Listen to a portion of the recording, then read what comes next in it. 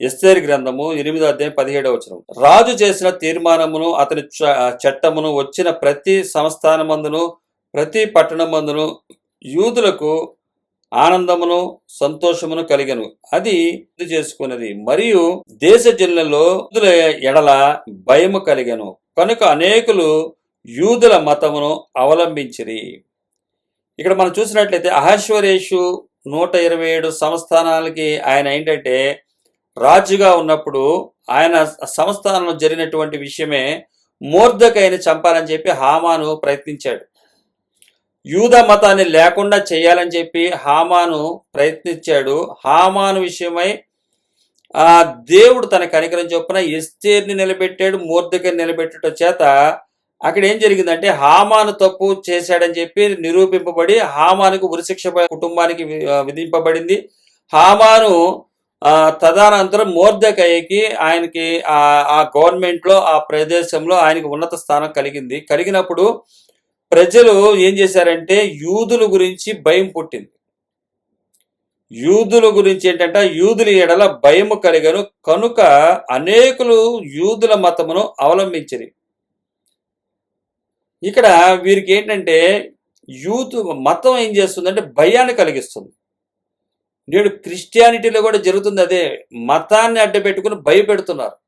భయపడాల్సిన పని లేదని యేసుక్రీస్తు వారు చెప్తున్నారు. ధైర్యంగా మీరు నిలబడినట్లయితేనే నా మార్గాన్ని అనుసరించినట్లయితే, మార్గం అనుసరించాలంటే ధైర్యం కావాలి. మతానికి భయపెడతారు కానీ ఇక్కడ మొర్దెకై భయపెట్టలా, కానీ ప్రజలే ఆళ్లే భయపడ్డారు. యూదుల ఎడల భయము కలిగెను. మరియు దేశ జనులలో యూదుల ఎడల భయము కలిగెను. కనుక అనేకులు యూదుల మతమును అవలంబించారు. నేడు కూడా బలవంతపు మత మార్పిడులు అని చెప్తా ఉంటారు. బలవంతంగా మతం మార్చేది, భయపెట్టి మార్చేది నేడు క్రైస్తవత్వం కాదది. మొదటిగా అన్యజనులైనటువంటి వారు గుర్తుపట్టాల్సింది ఏంటంటే క్రైస్తవ మతం అన్నది మతము కాదది, యూదా మతము, ఇశ్రాయేలు మతం. అది మతముగా శరీరంలో జరిగేది. కానీ యూదులుగా ఉన్నట్టు క్రైస్తవులుగా ఉన్నటువంటి క్రీస్తుని వెంబడించేవారు మార్గ విశ్వాసం. ఇది బలవంతంగా దీంట్లో తీసుకుని వెళ్ళాలంటే మార్గంలో కష్టం. మనకి కొన్ని సామెతలు ఉంటాయి. బలవంతంగా ఎవరు కూడా గుర్రానికి నీళ్లు తాగించలేరని. అలాగే బలవంతంగా చేస్తానికి కుదరదు. వారు అంగీకరించాలి. అంగీకరిస్తేనే ఆ మార్గంలో నడవగలుగుతారు. అంగీకరించాలంటే ఆయన ఏం తెలియపరిచారో అది క్లియర్గా వివరంగా తెలియపరిచేయాలి. కానీ బలవంతంగా తీసుకెళ్తున్నారంటే మత విశ్వాసం, అది మతంలోకి లాక్కోవటం, అది క్రీస్తు చూపించినటువంటి మార్గం కాదు. ఛాయగా బైబిల్లో ఉంది మతము, అది పాత నిబంధన గ్రంథంలో ఇశ్రాయేలు ప్రజలు అవలంబించింది. అది భౌతికంగా కనబడేది. ఆత్మీయంగా ఎలా కనబడాలో యేసుక్రీస్తు వారి ద్వారా మార్గం చూపించబడింది తప్ప, యేసుక్రీస్తు వారి ద్వారా మార్గం చూపించబడింది తప్ప ఇది బలవంతంగా చేసేది కాదు. ఇది బలవంతంగా మత మార్పిడులు ఎవరు చేసినా వారి స్వప్రయోజనం కోసమే. వారి కొంతకాలమే అది పనిచేస్తుంది. వారి జీవనోపాధి కోసము ఉద్యోగాలు చేసి ఎలా బతుకుతున్నారో అలాగే వారు కూడా బలవంతంగా భయపెట్టి. ఇక్కడ ఎస్తేరు గ్రంథంలో చూసినట్టయితే ఎస్తేరు గ్రంథంలో వారే భయపడ్డారు. కానీ ఈ మతాన్ని అడ్డం పెట్టుకుని భయపెట్టేవాళ్ళు ఉన్నారు.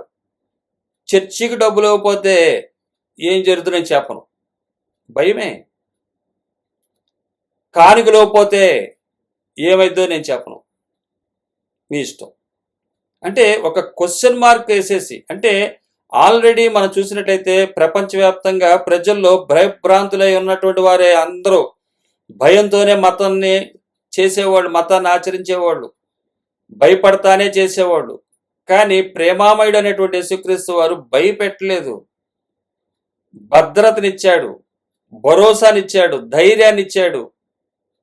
అది చూపించి ఆయన సంఘాన్ని నిర్మించాడే తప్ప, తన యొక్క మార్గాన్ని చూపించాడే తప్ప భయభ్రాంతులు చేయలేదు.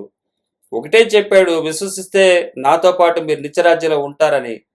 లేకపోతే మీరు నరక పాత్రులు అవుతారని. నమ్మి రక్షణ పొందిన వారు రక్షించబడును, నమ్మని వారికి శిక్ష విధింపబడును అని బైబిల్లో తెలియపరుస్తున్నటువంటి మాటే. ఇది అవలంబించాల్సిందే, ఇది ఖచ్చితం, ఇది మార్గం, మతం కాదు.